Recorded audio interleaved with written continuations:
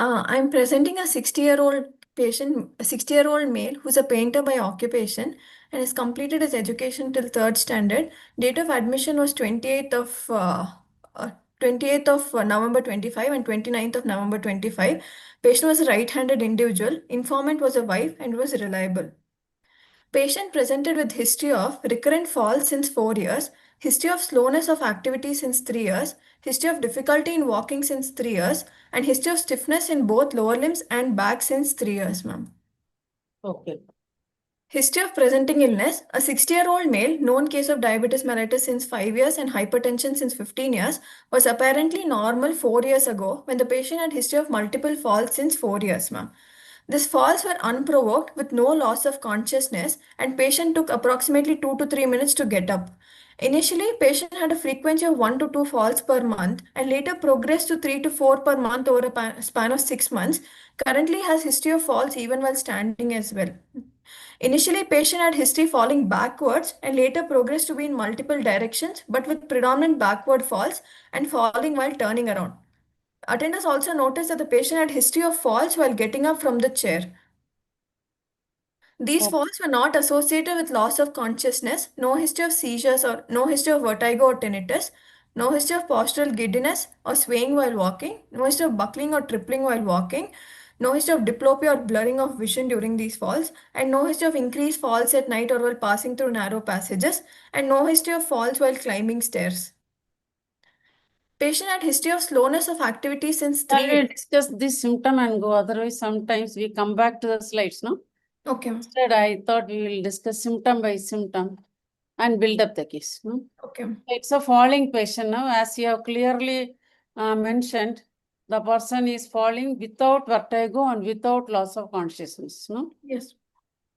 So, under such circumstances, what are all the possibilities go through your mind? He is falling without vertigo and without loss of consciousness. So that group is out. So with loss of consciousness means whether it is a seizure or a syncope, and the different types of seizures, different types of syncopes you'll have to consider. But that is not the situation here. Now the patient is not having vertigo, so that aspect is also not there. The Tumarkin's crisis, all those things are not there. So what are all the things that are going through your mind when somebody is saying like this?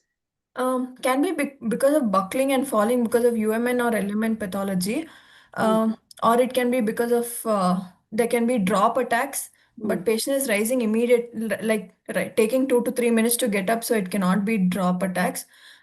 Patient does not sway while falling, that can be seen in cerebellar lesions, and patient is having mostly and post backward falls, so this can also be extrapyramidal involvement, or it can be How do you cataplexy. define drop attacks? So in this situation, somebody is simply falling without the other accompaniments. The differential diagnosis will be between drop attacks, as you rightly told, then cataplexy, and you will have the faults of extrapyramidal and other parts of the motor, extrapyramidal, pyramidal, and cerebellar. Yes. All these faults will be the differential diagnosis. So how do you define drop attack? Drop attack is Other sudden three drop. DDs will have to. Other motor system faults, drop attacks, and cataplexy. No? Yes. So how do you define drop attack? Drop attacks is sudden loss of tone and fall with immediate writing. And retain consciousness. Sudden loss of postural tone. That is the most important feature. So they fall like a bag of bones. So there is loss of postural tone. They flaccidly fall. And they immediately get up on their own without any disorientation or anything like that. And what are all the situations under which these drop attacks happen? Can be seen in vertebrobasilar insufficiencies. Yes, what is that type of vertebrobasilar insufficiency that produces this? Lemierre's. Which one, ma? Kaplan syndrome. You had a Kaplan syndrome. That is the top of the basilar artery syndrome, where other features of the vertebrobasilar system is not there. The usual vertebrobasilar system stroke is different. Whereas here, you have got the basilar artery and so many branches which come from the top of the basilar artery. Under that, you have got the peduncular branches, rubral branches, subthalamic branches, and branches which go to the crus cerebri. You remember the crus cerebri from the midbrain, no? And Yes. which descends into the pons, no? So if the top of the basilar branches which supply the crus cerebri go into ischemia. So it is the top of the basilar branches. So it will be very, unless you know, the Kaplan syndrome will be missed. So suddenly patient is hallucinating, nothing else is there, peduncular hallucinations. Or suddenly patient is developing an ophthalmoplegia. So you will think of a cranial nerve palsy, but it may be the posterior circulation stroke, top of the basilar syndrome. So it's the top of the basilar artery, small branches. So it's a great imitator. It will imitate many, many other conditions unless you are aware of this situation. So when there is a ischemia to the crus cerebri, the crus cerebri produce buckling suddenly because it's a corticospinal pathway which is descending through that part of the neuroaxis. So they buckle and they fall tonelessly and they immediately get up. So that is one drop attack. And there is other types of drop attacks are there where you do a lot of investigations and you don't find anything. And that group is called idiopathic drop attacks of elderly. So you will not be able to find and not be able to treat. You will have to give only external support system to prevent the falls. And then we have got autonomic dysfunction. Supposing you are having severe orthostatic hypotension. Sometimes you may, if it is very severe, just on getting up, you fall. Otherwise, up to 5 minutes means you get some chance for graying of vision, some pain in the neck due to defective perfusion to the upper part of the trunk, and then they fall. So that is the next cause, that is orthostatic hypotension of varying grades. Depending on the severity of the grade, it will give you clues or not give you clues. And sometimes when you take hot water bath, these people will fall. And that will be mistaken as hot water epilepsy. But it is not hot water epilepsy because they don't lose consciousness. Instead, during hot water bath, there is flushing. So peripheral vasodilatation. So your blood will flow into the peripheral system due to autonomic dysfunction. So mild autonomic dysfunction may not manifest during your test situation. They will say that when he's bathing, he's falling in the hot water baths. So it will again be mistaken as hot water epilepsy. But when you take hot water bath, vasodilatation and dropping without loss of consciousness, that is another cause. Then you have got the cataplexy attacks. Cataplexy narcolepsy syndromes. These happen in younger people. Unlike the drop attacks, this happens in older people. Cataplexy is a disease of younger people. And you are exerting after a heavy meal. Generally, exerting after a heavy meal precipitates the attacks. And when you question, they may also have, sometimes they only present with cataplexy. Otherwise, mostly they will have a sleep attack and they may have sleep paralysis and hypnagogic hallucination. They will not tell us. Because when they start sleeping, they start hallucinating and get frightened. They will think it is a bad dream. I will not tell anyone. So they may not tell. Similarly, sleep paralysis. That's the tetrad. Narcolepsy, cataplexy, hypnagogic hallucination, and sleep paralysis. Sleep paralysis, they will lie still in sleep due to altered sleep architecture. That's the atonia of REM sleep intrudes into NREM. You know, REM is a deep sleep, but REM has atonia. NREM is not that deep sleep, but NREM has no atonia. When the sleep architecture changes, atonia of REM sleep intrudes into NREM. So your sleep is superficial and tone loss of REM intrudes and you realize that you are not able to move due to atonia. So when somebody touches you, alerting happens. So sleep changes into wakefulness. So these altered architecture related changes disappear. So that also they will think maybe some devil came and paralyzed me. I should not speak it out. Some stigma is there, so they won't tell. So a younger person asks for sleeping off in the class, sleeping off when listening to somebody something, and dreams and sleep paralysis. That is narcolepsy cataplexy syndrome.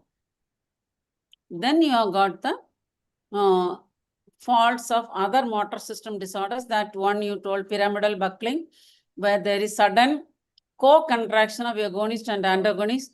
So you have got a stiff buckling. That's a pyramidal buckling. As you said, swaying, enna kanna? Swaying, reeling and falling cerebellar, that is not happening. And Parkinson patients can fall. So motor system constitutes three. One is cerebellum, second is corticospinal system, third is the extrapyramidal system. Extrapyramidal system faults can be of several types. One is the early faults, second is the late faults. So early faults are without any warning. You call it as pivotal faults. On your axis is fall like a log of wood. There is no cataplexy, there is no buckling, no atonia, no loss of tone, nothing. You just fall down. You don't know how you fell down, and then you slowly get up. These faults are early faults, and when you examine, you may find nothing at that stage in your patient. You do all the investigations, everything is negative. That is the fall of PSP syndromes. Why you fall in PSP syndromes? One is because of the axial rigidity and gaze palsy, and also because the pedunculopontine nucleus is involved, patient can have pivotal falls. So you fall not due to rigidity, not due to PSP, not due to gaze palsy, because then everything will be obvious. So early falls, when nothing will be there, when a patient is telling, I am falling, sometimes they may even tell somebody push me or what, I don't know, I am just falling. So that time nothing will be there. They are falling because there is a locus ceruleus, noradrenaline, the brainstem, to the pedunculopontine oscillator complex. So the neurotransmitter involved is not dopamine, like idiopathic Parkinsonism. It is noradrenaline from the locus ceruleus to the pedunculopontine complex, which is the pacemaker of the motor system or gait. So when this circuit fails, the gait once initiated is unable to sustain, and the gait phenomenology or the semiology is totally mal-arranged. So instead of walking, you are falling. So you fall like a log of wood, pivotal, and the neurotransmitter involved is noradrenaline, and the circuit is between locus ceruleus and pedunculopontine oscillator complex. So at that stage, except the nature of the fall, that is pivotal fall, like a big log falling, there is no other signs for a long time. So many people get treated for many other conditions, vertigo or osteoarthritis, they get corrected. All these things will be done based on various suspicions until the disease becomes fully manifest after some months. That is pivotal faults of PSP. Next, late faults of Parkinsonism. There you fall backwards. Anterior-posterior, the axis becomes poorly sustained. You have propulsion, retropulsion. But these patients during propulsion or retropulsion, they generally don't fall. They run as if they are going to fall. But they stand stuck somewhere. Usually they can adjust with the pulsion. But backward falls due to axial tone changes and tongue imbalance. They fall backwards, as you clearly told. That is the late falls of idiopathic Parkinsonism, especially the akinetic rigid ones. The tremor dominant ones, the fall comes very late. Akinetic rigid ones, they fall backwards. Then when you said that when they get up from the sitting posture, they can fall. That is again due to the axial rigidity. There is something called rocket sign. You get up without the proper fluidity of movement. Instead, you get up like a rocket and you can fall. You can fall forward in these situations. So these are the various faults. In our patient, it is a fall without loss of consciousness, without vertigo. The nature of fall is whether it is pivotal or it's unprovoked, as you have said, it's not due to hot water bath, not due to orthostatic hypotension, nothing like that. But it's a yearly fall. There is no associated joint disease. So it could be a PSP fall, but we should always remember cardiac arrhythmias, which can closely resemble this, the stroke atom attacks. For that, you need the descriptions. You see, patient is falling, and if somebody has seen the person, that's immediate DD, when nothing is there, somebody suddenly falling. Was there any pallor to flushing? You see, they became, because there is asystole, when the stage 2 heart block becomes stage 3, that is the time these people fall. So if there is a transient asystole, so they become pale like paper. So pallor followed by flushing. Very many times these patients are missed until someone gives you the correct description, unless you carefully examine the pulse of everybody. Nowadays, routine examination is not always happening in the BCOPD. So every patient who comes and sits in front of us, we are not spending that much time to count the pulse and check whether it is any changes are there. If that is done, you may pick it up. Otherwise, it is pallor to flushing. So they became very pale and then they flush. That is one. Second kind of this imitator will be on this paraganglionomas. That is jugular body or organ of sugar candle, that is in the bifurcation of aorta or in the suprarenal tissue, paraganglionomas. They release the catecholamines. There, instead of the pallor, there is no pallor. There is palpitation, flushing, and falls. So by these, if they are answered, you can categorize. So by exclusion, it doesn't look like a cataplexy. It doesn't look like a paraganglionoma. It doesn't look like a stroke atom because nobody gave us the pallor to flushing. But still, you will have to look for that. By exclusion, this could be an early fall without any other accompaniment, no warning. So it could be the problem starting in the brainstem. The pedunculopontine complex to the locus ceruleus, noradrenaline neurotransmitter circuit getting involved. That's by exclusion. Because the description is, it is only natural that patient will not be able to give you the correct way the person is. The person will be alarmed. They don't know why they are falling. Some of them, they tell somebody pushed me and all those things. So that kind of faults. But we should carefully look for other causes which are correctable much more easily for such faults. So I think that we will think of cataplexy and say no. We think of drop attack, probably no, because immediate writing is not taking place. Then paraganglionomas, are they there? Stroke atom attacks, are they there? Those clues we will ask them. And then, of course, we will consider, is my patient suffering from PSP?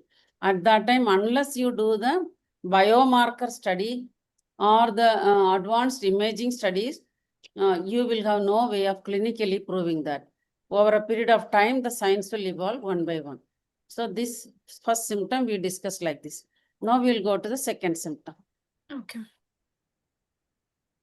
Patient had history of slowness of activity since 3 years. Patient attenders noticed that the patient had difficulty in carrying out routine activities of daily living, such as bathing, brushing teeth, and eating. Noticed that he took more time to eat. Attenders also noticed he took more time to climb up or go down the stairs. Patient had history of difficulty in eating, such that the patient attenders noticed that the patient was chewing food slowly and took more time, and the history of spillage of food while eating, and history of drooling of saliva since 1 year. This was not associated with dysphagia, no history of coughing while swallowing or nasal regurgitation, ma'am. There was no involuntary movements when he was eating. And patient required 1 to 2% support to carry out routine activities, and he was restricted to home because of the slowness and difficulty in walking since 1 year, ma'am. Okay. So slowness, when they say, two things we want to know, whether it is bradykinesia, hypokinesia, or is it rigidity? No? Yes. or is it due to any executive apparatus problems? So that I think is executive apparatus problem. We always tell, use one sentence. My patient did not have painful joints, no limbing gait, no short limb gait. In that way, you will be, if you are limbing also, you'll be slow, no? Yes. So that one point we say as a learning process. Of course, you are a postgraduate. You are a very good student. I know that because you previously presented also. So you will know that. But if you are teaching an undergraduate student who doesn't know anything, we should not miscompare this disease. Because somebody is slow and that limb will be wasted, you diagnose Andrew-Hansel disease. But it will be a short limb. It might have had pain some time back. And you look at the pelvis X-ray unless you are oriented to that. Otherwise, in that wasted limb, you do EMG, it will show disuse atrophy and the pattern accordingly. Instead, if it is Perthes, easily correctable. We have seen patients like that. So for younger children, it is better to do the proper exercise. So is my patient having pain, swelling, limbing, any peripheral mechanism which is slowing down his process? One word, because as a postgraduate, you will have to teach the undergraduates, no? Yeah. So that is one point we have to tell. If none of these things are there, we are going straight into the neuroaxis. So when you say slowness, whether it is bradykinesia or hypokinesia. Bradykinesia, the amplitude of the movement is normal, but speed is less. Hypokinesia, the amplitude through which you move the body part itself is less. You are not clearing the floor properly. So you have a tendency to drag. So that is making you slow. Whereas without any dragging, without any incomplete clearance of the floor, you are still slow. That is bradykinesia. So two things, bradykinesia or hypokinesia. So bradykinesia is fixed distance walking time is increased. Generally, somebody who always walks in front suddenly starts walking behind the family members, but they don't find anything. So they will think whether this person is depressed, is he thinking of something and walking, and that is bradykinesia. You don't find any reduced armsing, no rigidity, nothing. But if the persons find that he is not lifting the foot properly, he is putting it up after short lifting, that is hypokinesia. So that is slowness. And you so if that slowness is happening, it is of course you do so many other tests, but it is fixed distance walking time getting prolonged from the usual time of that person without any alteration in the semiology of walking. If that is happening, you call it as bradykinesia. And which part of the neuroaxis you will put? First, Direct part. so many causes on, we are thinking maybe our patient's disease is starting in the brainstem. That you put first. Now, second, Can be direct pathway involvement can cause. so how many pathways are there in the basal ganglia? Many circuits are there, but the commonly implicated circuits. The direct pathway, Yes. which is the cortico, striato, then pallido, then thalamocortical. Very Then good. indirect pathway is cortico, striato, pallido, which is globus pallidus externa, subthalamus, globus pallidus interna, then thalamus and cortex. Then hyperdirect is from the cortex to subthalamus and then back to the cortex. Then there is striatonigral, substantia nigra pathway. Then there is the substantia nigra pedunculopontine nucleus. Very good. So already we found that the pedunculopontine circuit is affected. Now probably it is the cortico-striato-pallidothalamo-cortical pathway getting affected. So second symptom is put into another circuit in the subcortical gray matter. That is probably direct pathway is getting involved. Then notice that longer time is difficult in eating food. Such attenders notice the patient to be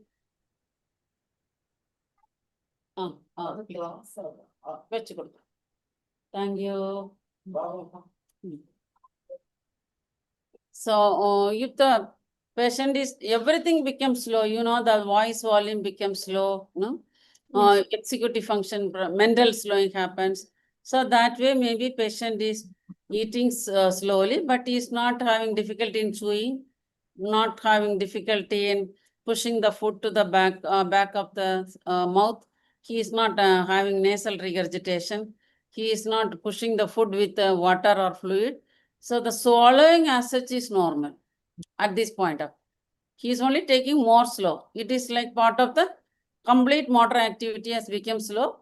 So that is what it looks, and it can also be due to mental slowing. You see, if you are mentally depressed, also eat slow, no? So Yes. that way, patients with direct pathway involvement, they can also have mental slowing. Why do you get mental slowing?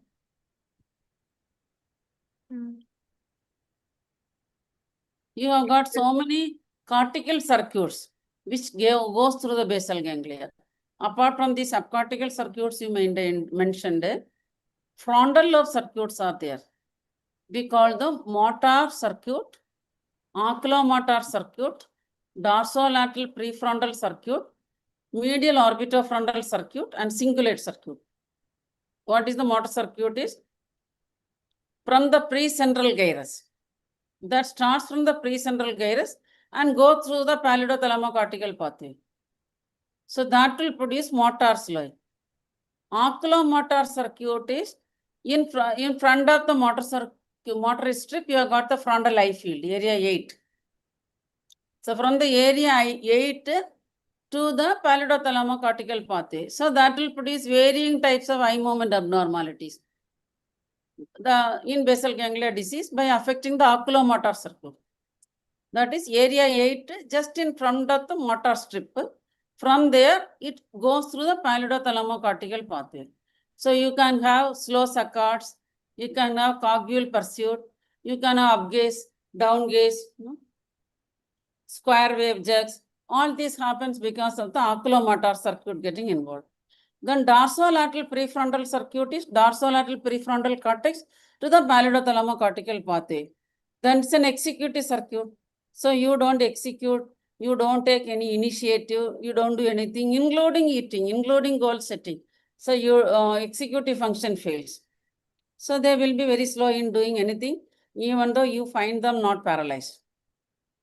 Then you have got the cingulate circuit and medial orbitofrontal circuit. If these circuits are involved, you get slowness in their care for the young ones. Medial orbitofrontal circuit, if their young one, if a cat is there and its young kitten you are taking away in front of the cat, you know that how furiously these animals will jump on us. But if this circuit, medial orbitofrontal circuit through the pallidothalamo-cortical pathway is there, for this kind of functions, caring for their young one, they become very slow. And cingulate circuit, emotions, there also you become very slow. So because of these 4 cortical circuits which goes through the basal ganglia, it's a motor circuit, oculomotor circuit, dorsolateral prefrontal circuit, medial orbitofrontal circuit, and cingulate circuit. All these circuits starts from the frontal cortex, various parts, but go through the pallidothalamo-cortical pathway, and that way influence cortical functions. So you may not set goal. You may not take care of your young ones. No? You may not show the emotional sharing when your grandfather is, or some, you go to your grandfather until I got first rank or distinction. You expect that old grandfather to hug you and celebrate. But he is just keeping like that. No? All this will happen when these cortico-subcortical circuits degenerate. So that will also produce slowness. But now you see that my patient is drooling. So what are situations you drool? Drooling can be because of the motor weakness or also because of the extrapyramidal slowness also. Patient can have drooling of saliva. So many situations patients will drool. One is the learned social behavior. When you are mentally retarded children, it's a learned social behavior that whenever we have saliva in our mouth, reflexly we are continuously swallowing. It's a social behavior that you should not let it flow out. So that is what these mentally retarded children do. They just drool. Second is, as he said, you may have weakness of the tongue, or you may have weakness of the orbicularis oris. So these muscles refuse to contain the saliva inside by closing their muscles, so it might drool through the sides or drool through the middle, depending on whichever muscle is the lingual muscle or the orbicularis ovaris that is affected.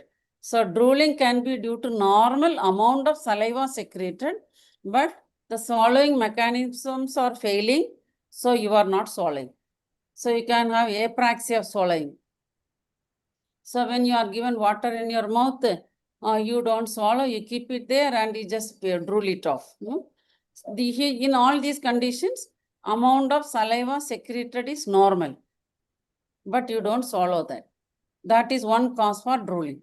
Another cause for drooling is excessive salivary secretion.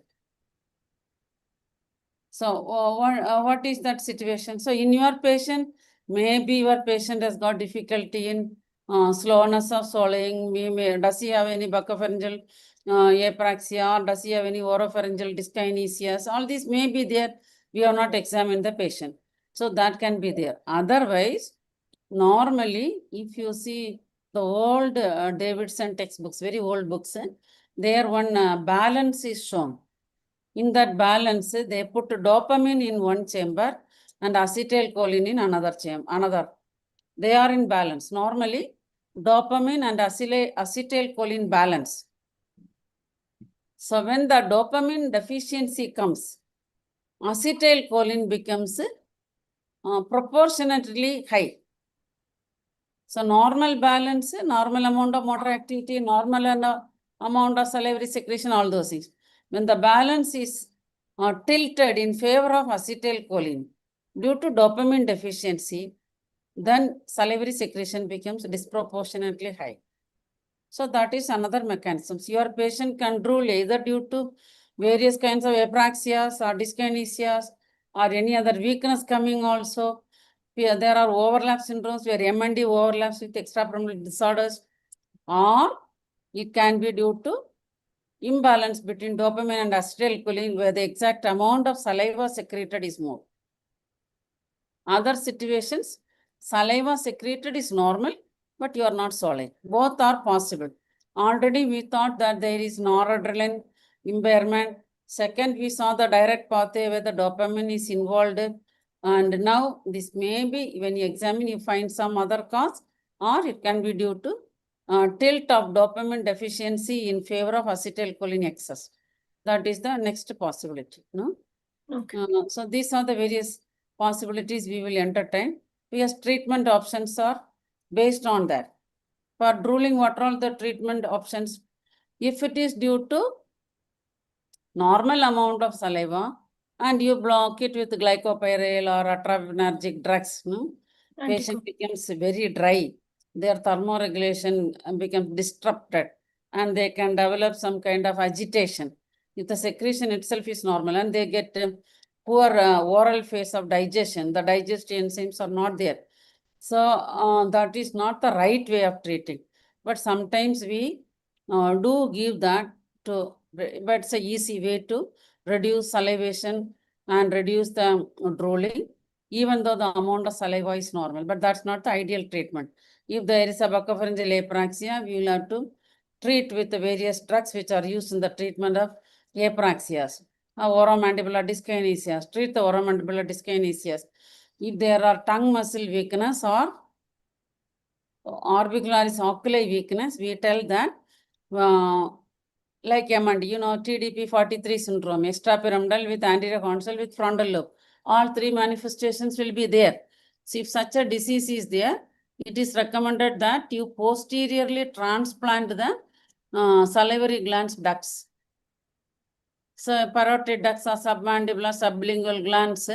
Sublingual glands are small glands. They don't have much big ducts. Generally, it is a parotid and submandibular gland.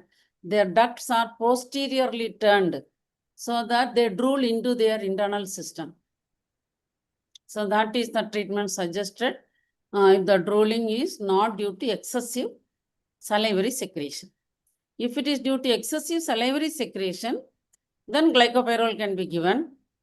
That is the situation where you use glycopyrrole ideally.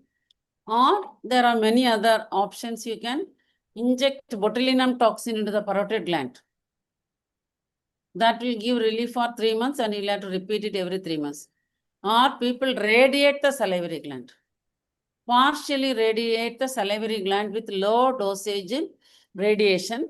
So the excessive salivation is reduced to minimum amount. The gland tissue becomes reduced. These are the treatment options for these situations. So that is the need why you should understand the mechanism of drooling. That we will understand only when we examine.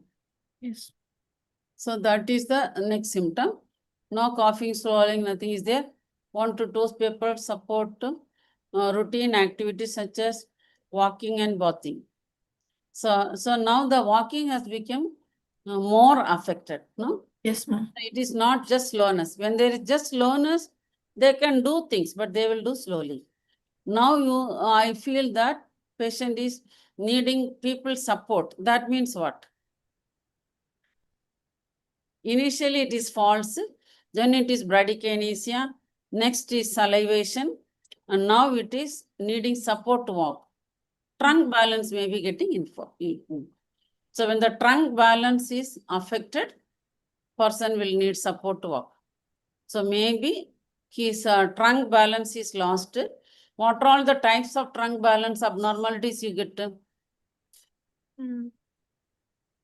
Patient can have antrocholis, retrocholis, Yes. then lateral That cholis, is with Pika reference to syndrome. the neck you are telling. Mm. Trunk. They can have severe flexion camptocormias, Yes. or lateral flexion Pisa syndrome. Very good. Then they can have swaying of the trunk in cerebellar. Yes. Truncal ataxia, you get in Truncal vermian ataxia. lesion. Otherwise, extrapyramidal, as you said, camptocormia, Pisa syndrome. And then you have got what is called psychic pillow sign. So the trunk becomes fixed in various postures like that. Then you have got propulsion, retropulsion. So that can interfere with the patient's stability during walking. So trunk which needs support will be either due to propulsion, which is very obvious, or retropulsion, which is very obvious. It may be camptocormia, Pisa syndrome, or a psychic pillow sign where the trunk becomes fixed in odd postures. And they can also have problems in walking when they are having phenomena like freezing. So when they are walking, if they get frozen in the middle of the road, they will be hit by vehicles. So if a person has a tendency to freeze very often, then the person will also be afraid and he will ask for support so that somebody can pull him out. No? So these are the situations patient. So it is more than bradykinesia now. So some more symptoms are handicapping his walking ability. No? Yes. So because of that, he became fixed. So why was he needing the support? If that part is cleared, we will know what is it. Is it pulsion? Is it freezing? Is it Pisa? Is it any of these things that we will, they will have to tell. Otherwise, these are the things we will keep in our mind and ask questions to know what is causing. Next. Patient had history of difficulty in walking since 3 years, ma'am. Patient attenders noticed that the patient was walking relatively slower than before and had difficulty to start walking and would take multiple steps initially and later increase the speed as he started walking. What He is that? progressed. Ma'am, it is short, shuffling, festinating. Yes, very good. It is shuffling plus festinate. Festinating. Combination of shuffling and festination. Okay. Patient progressed with heel first and was not able to clear the feet of the ground properly and was walking faster with shorter steps eventually. He did not have any history of feeling that his feet is glued to the floor. No history of freezing was there, not initially, ma'am, but as he started walking and turning, patient had freezing. Was associated with reduced arm swing while walking. No history of dragging of feet. No history of widening of feet while walking or swaying while walking. Patient had difficulty in turning also, where he took multiple steps while turning and had fear of falling while turning. However, there was no history of swaying while turning. History of difficulty in climbing stairs up and down. Attenders noticed it was predominantly slowness, and because of the increased fear of falling, he wouldn't climb stairs. So what is this gait now? Gait, What are the components? You said patient, that there is a start hesitation. yes. While starting, he takes multiple steps. But after that, he becomes faster. That is fascination. No? Then, in addition, he's saying freezing. So, start hesitation, fascination, freezing during gait, and again during turns and other things, the shuffling is manifest. Yes. And you said that the steps, are they short or broad? Very short, ma'am. So that is part of the shuffling. So this shuffling usually is the frontal subcortical connections.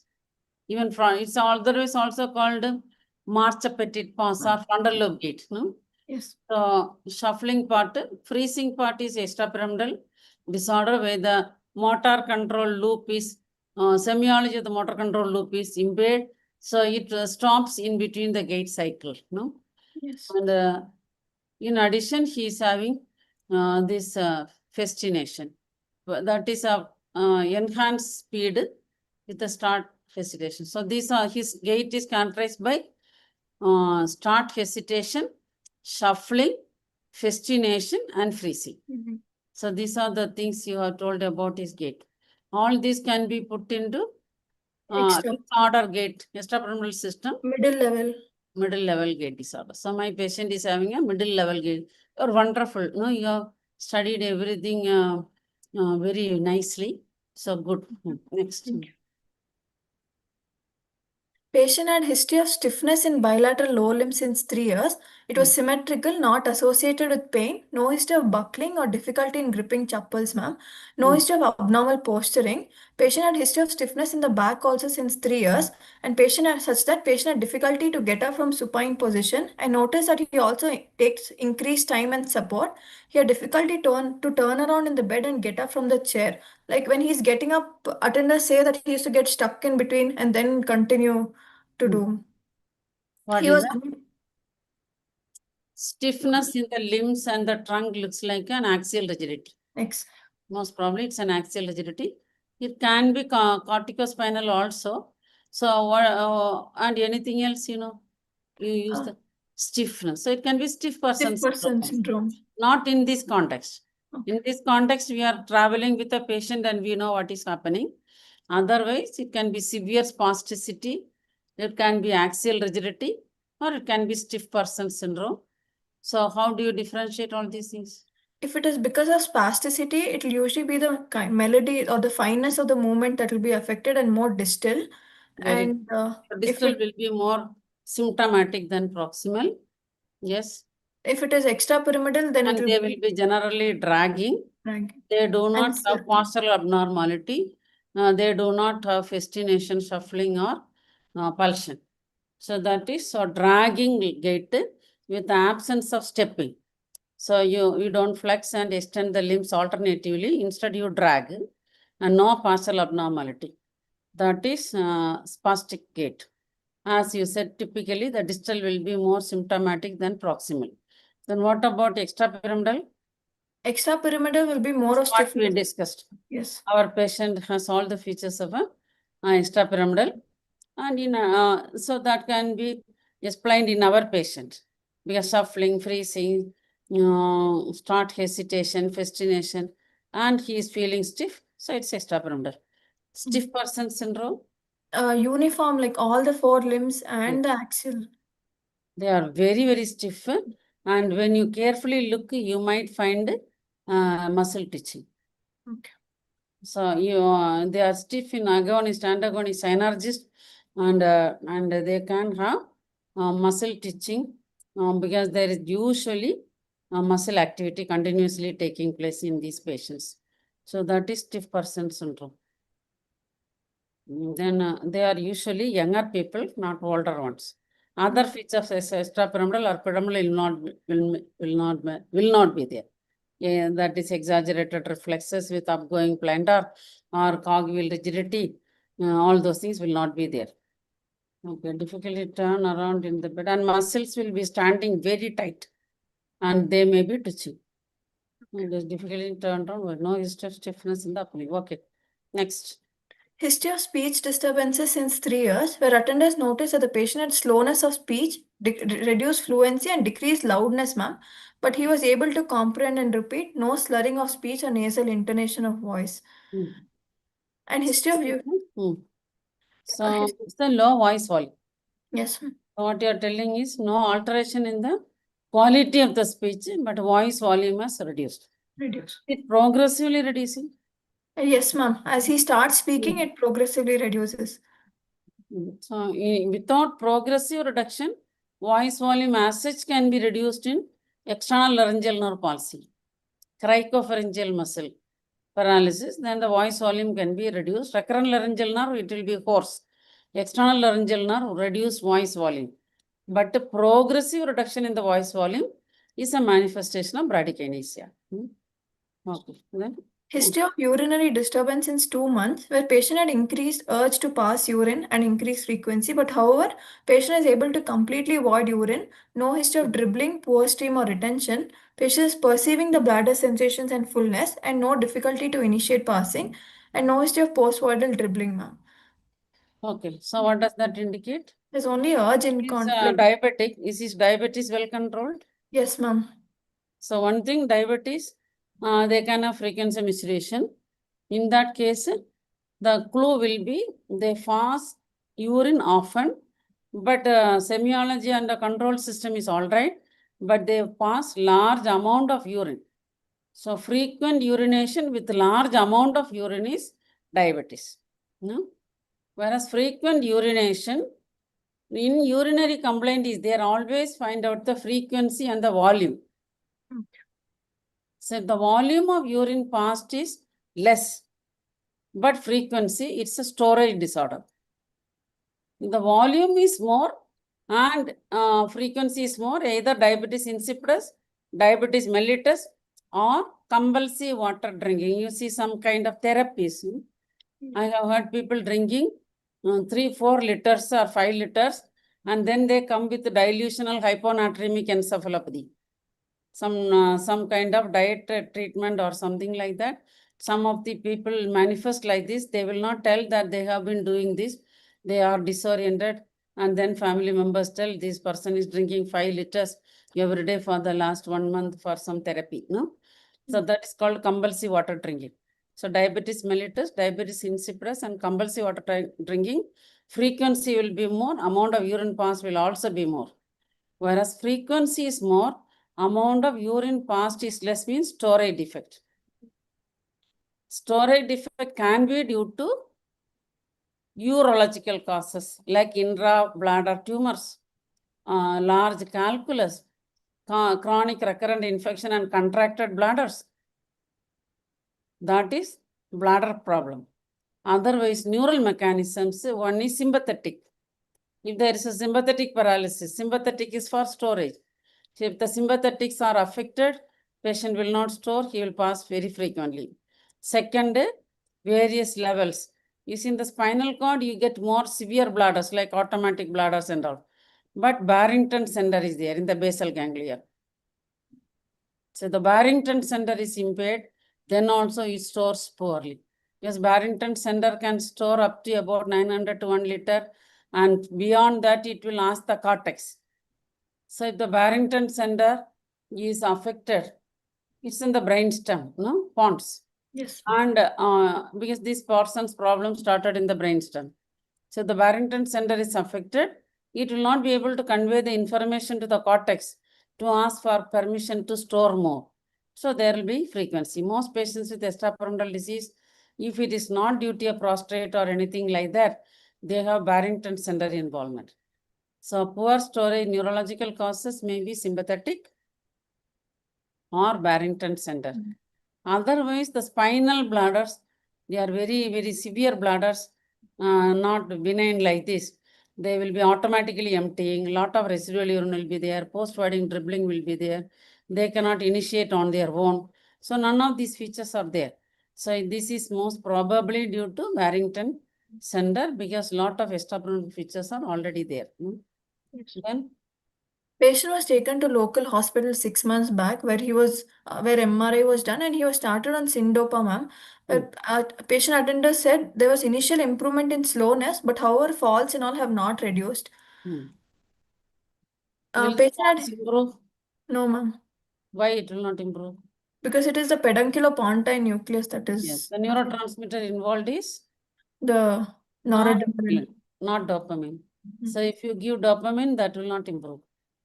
Noradrenaline is the neurotransmitter involved, so they do not improve. Then how do you help them? External strategies. So in their floors, you have to show places where they can hold on. No, it is said that you have to put no water. So arranging the environment. You don't spill water there. Keep supports where they can hold on and walk. Put bright colors in the floor. That becomes a visual cue which they can use and move forward. And keep things in their accessible sight. Avoid dangerous things in the environment where they should not fall and they fall on a knife or fall on a stone. So this is the way we can prevent these falls by external support, changing the environment, changing the flooring, and giving them assisted walking. There is no medical treatment for this, for the falls. Then Patient had history of personality disturbances in 6 months, where he would not respond to questions immediately and would not follow the instructions of attenders.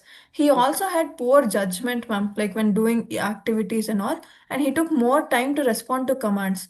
However, there's no history of mood disturbances, no history of emotional lability or loss of interest, no history of constipation, involuntary movements, no history of visual hallucinations or fluctuating sensorium, no history of postprandial bloating sensation, postural giddiness, palpitations, dryness of skin or abnormal sweating, no history of noisy breathing, especially at night, no history of memory disturbances, no history of alien limb phenomenon or myoclonic jerks, no sensory symptoms, no wash basin phenomenon, no history of weakness or thinning of limbs, ma'am. There was no cranial nerve symptoms and no history of loss of consciousness, fever, or altered sensorium, no history of exposure to toxins and chemicals, no history of trauma, and no history of weight loss. when he is not responding like this with every other parameter normal, one important question you have to ask, he is so disabled, no? Yes. He become dependent. It can be Yes. depression also. Okay. Because if it is depression, it can be treated. Or it can be dysexecutive due to the dorsolateral prefrontal circuit going through the pallidothalamic pathway getting involved. So how to differentiate? They will have poor sleep, they will have poor appetite, and express suicidal ideas, worthlessness. If those things are all expressed, it is reactive depression. That can be treated. Okay. So if none of these features of somatic or vegetative features of depression are there, but they are simply not responding, maybe in addition to the various circuits which we have already identified in this patient, the dorsolateral prefrontal circuit to the pallidothalamic pathway may be getting involved. So it asks for this because that you have not much treatment options. But if it is reactive depression, you can treat the patient. So you see sometimes crying, you see sometimes expressing ideas of worthlessness, and you see refusing to eat, and he wants to say, I want to commit suicide. So those things you will have to find out. Okay. Then that is how you differentiate. Yes.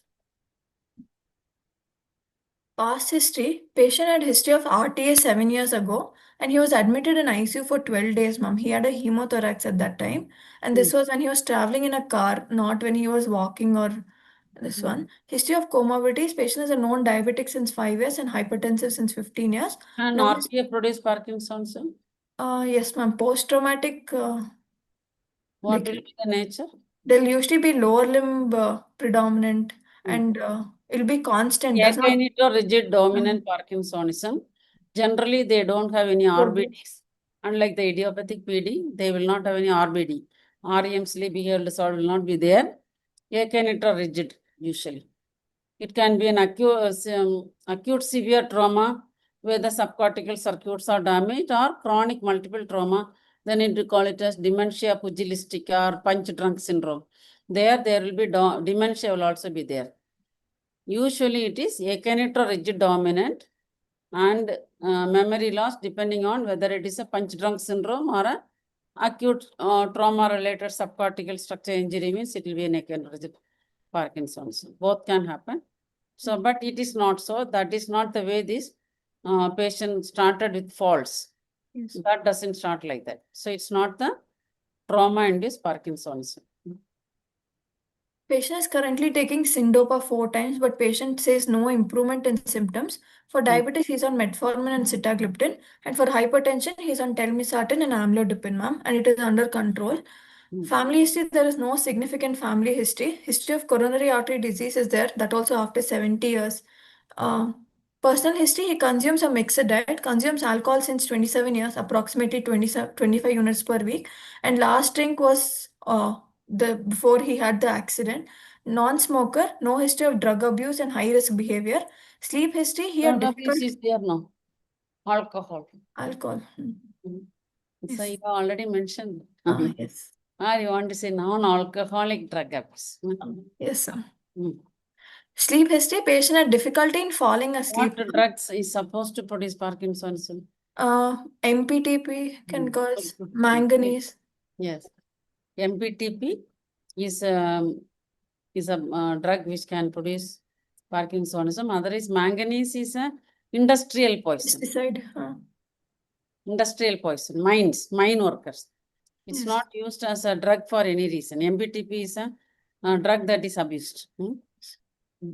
Okay. Then sleep history, patient had difficulty in falling asleep and had multiple nighttime awakenings, and history of daytime sleepiness was increased. But however, patient did not have any vivid dreams or dream enactments, ma'am. No history of night terrors or sleepwalking. Activities, he needs 2% support to walk and climb stairs and needs assistant to eat, bath, and wake up from bed currently, ma'am, and he's bedridden. So, to summarize, a 60-year-old male, chronic alcoholic, known case of diabetes and hypertension, presented a history of recurrent, multiple pivotal falls since 4 years, slowness of activities, and gait disturbances in the form of short, shuffling, fascinating gait since 3 years, stiffness in bilateral lower limbs and trunk back since 3 years, and poor responsiveness to Syndopa, associated with mild urge incontinence and sleep disturbances and mild cognitive impairment with no What cranial. about his eye movements? Did you find any abnormal? He did not have any symptom-wise. He did not tell any diplopia, blurring of vision. When you examined? It's there. Okay. Patient did not have any cranial nerve, cerebellar, or autonomic symptoms with no significant family history, occupational history. I would like to think atypical Parkinson's, most likely a progressive supranuclear palsy. So at this point, you will call it as a Parkinson plus syndrome. That's enough. Okay. All the conditions will be included under that. You will examine and decide. Okay. So Parkinson plus syndrome, but I don't think you will have to tell MSAP and all those things because it started with the faults. No? Yes. So you just say Parkinson plus syndrome. That's enough. That includes everything. But none of these DDs have any clear validity. It looks like a straightforward PSP syndrome. No? Yes. In that situation, you can, if you tell, I'm thinking of a Parkinson plus syndrome. What you mean by Parkinson plus syndrome is Parkinsonism plus other parts of the neuroaxis are involved. Yes. So whichever is involved, that will define the condition. So Yes. no vascular Parkinsonism starts with this kind of faults. And so that and all need not be told. You can just say, my patient has Parkinsonism and other parts of the neuroaxis involved. So history diagnosis is Parkinson plus. Yes. What it is, I will decide after examination. No? Okay. On general physical examination, patient is conscious, oriented to time, place, and person, well built and nourished. BMI was around 29. No pallor, icterus, cyanosis, clubbing, lymphadenopathy, or edema. Vitals, pulse rate was 78 per minute, regular, normal in character, volume. BP was in supine position, it was 144 by 80 millimeters of mercury in right arm supine position. On standing after 3 minutes, it was 128 by 80 millimeters of mercury. After 5 minutes, it was 130 by 74 millimeters of mercury. Respiratory rate was 16. Temperature was 98.6 degree Fahrenheit and normal hairline. Patient had a staring look with reduced facial expression. Bilateral senile immature cataract was present. He had a linear scar mark over his left leg, ma'am, because of the old trauma. Higher mental functions. Patient was conscious oriented, right-handed. Language was reduced. Spontaneous speech was reduced fluency and decreased loudness and monotonous. And no paraphasias or neologisms. Comprehension was normal. Repetition was normal. Naming, and he was able to read and calculate. Writing was impaired. He had progressive micrographia. And memory was intact, ma'am. And there was no apraxia. MMSE was around 22, ma'am. Lobar function tests, Stroop test and go-no-go test was impaired, and Trailay test was also, Trailay test he was able What to is his perform, educational status? ma'am, he studied till 3rd standard.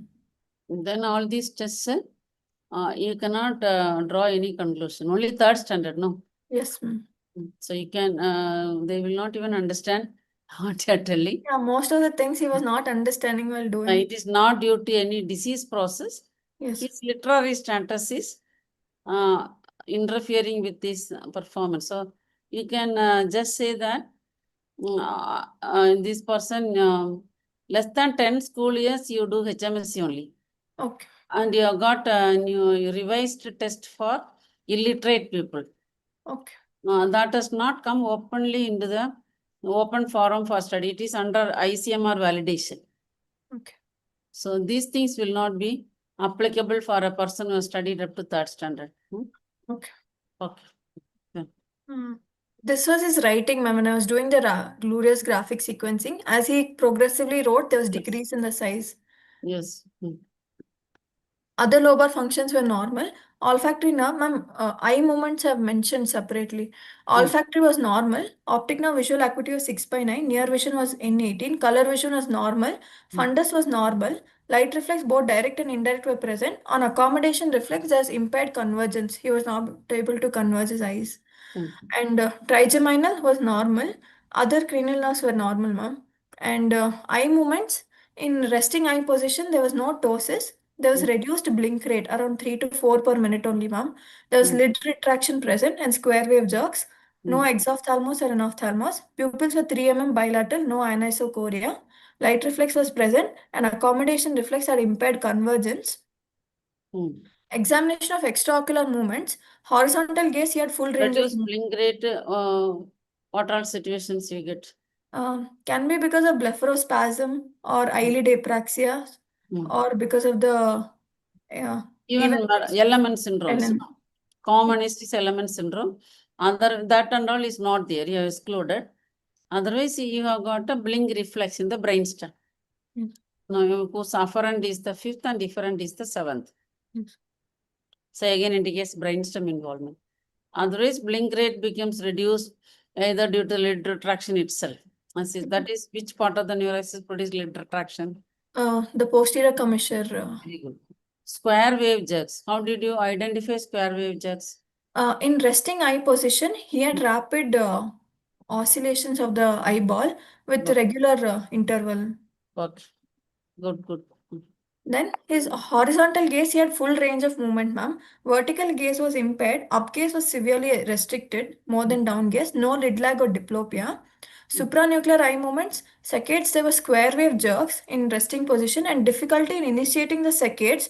It was slow, ma'am, in horizontally, but he was able to reach the target horizontally. But vertically, ma'am, because his gaze was impaired, how can I comment on the saccades and pursuits? He could not. It's not possible to elicit. Yes, that's why And pursuits were slow and broken. Antisaccadic activity was Actually, impaired. when there is a gaze palsy, still you may be able to elicit with optokinetic tape.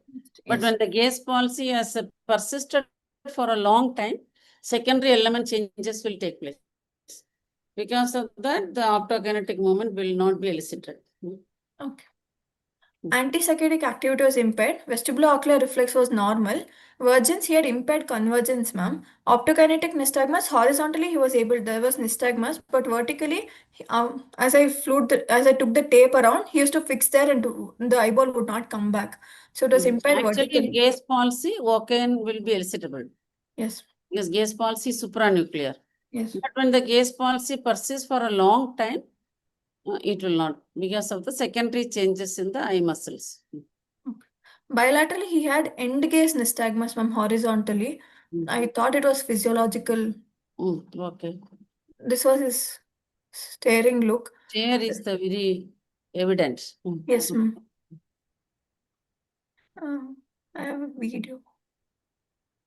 This is in the resting eye position. He had square wave jerks. Very good.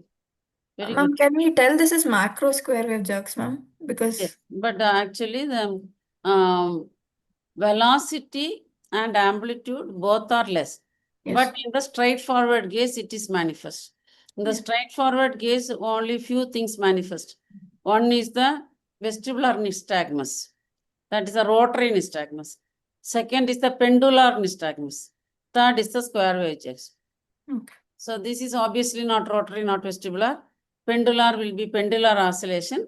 Here it is a spontaneous side-to-side movement. So by exclusion, it is a square wave jerks. But I think the overall saccadic velocity is less.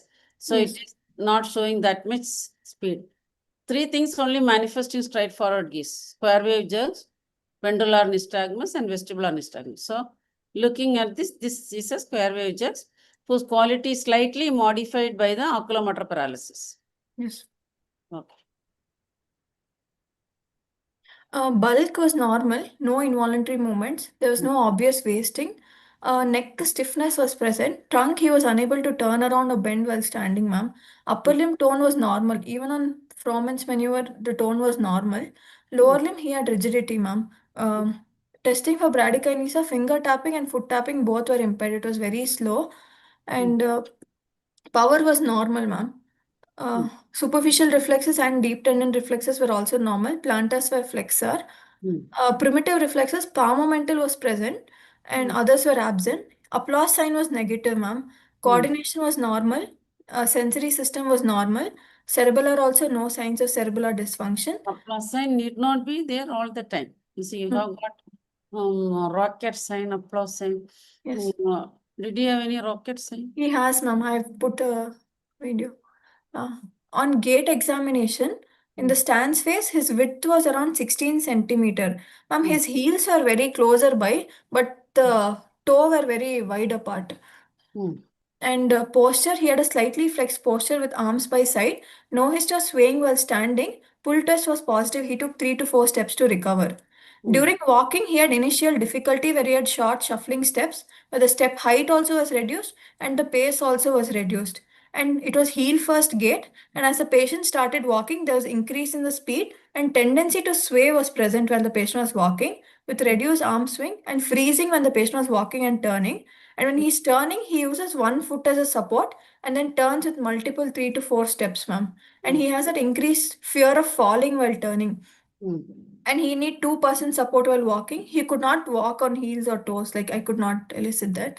And from lying down to sitting position, he cannot do it spontaneously. He does it very jerkily, like in breaks, ma'am, and requires 1% support. Sitting to standing, it is slow and he gets up end block. Rocket sign was present. Tandem walking could not be done, and there's no limb deformities or lesions. Autonomic signs were not there. Spine, mild scoliosis, but no deformities. No signs of meningeal irritation or no skull deformities. Other system examination was normal. This was his.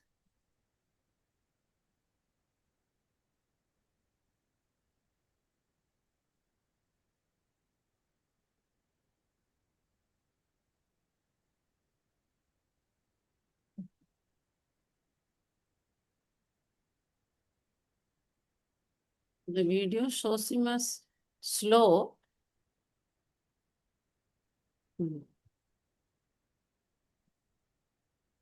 Yes. Yes. Looks like the rocket sign only. Okay. Usually the rocket people, they initiate slowly, Yes, they bend, but halfway through the motor activity, they pick up quickness. yes. That's a clear rocket, but maybe it is there. But in the video, I am seeing it as slow throughout. Okay. Usually, to get up, they are slow from the chair, but once they pick up, they are quickly move forward like that. Okay. But still, you can call it as a rocket-like sign. Okay. Then This is the gait.